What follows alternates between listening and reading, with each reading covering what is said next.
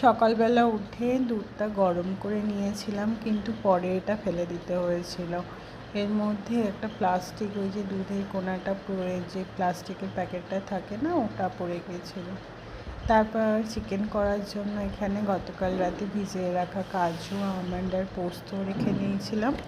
আর হলো পেঁয়াজের সাথে একটু টমেটো, আলু কেটেছিলাম, আর ফ্রাইড রাইসের জন্য কিছু সবজি।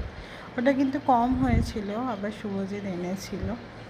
তারপরে দেখো না, রোজ তেজপুরেই একই সমস্যা, কারেন্ট থাকে না একদম। তো আমাদের এই গ্যাসটা কিনেছিলাম সিলিন্ডারের ওপর, এটা কিন্তু রান্না করতে আমার ভীষণ ভয় করে।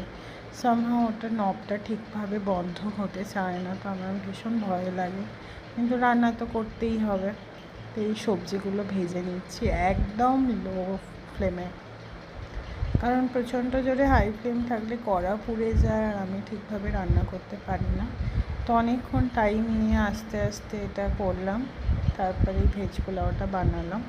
এখানেই গরম মশলা ফোড়ন দিয়েছি, আর কিছু সেরকম দিইনি, আর সবজি তো ছিলই। তারপর ওতেই চিকেনটা দিয়ে দিয়েছিলাম করতে। দেখো এখানে চিকেনটা ভীষণ ভালো হয়েছিল আজকে। আমি এই ধরনের একটা শাহি কোরমা টাইপের গ্রেভি খুব পছন্দ করি। লো ফ্লেমে আস্তে আস্তে কষাই, যেখানে আমন্ড, কাজু আর পোস্ত ফ্লেভারটা বেরোয়।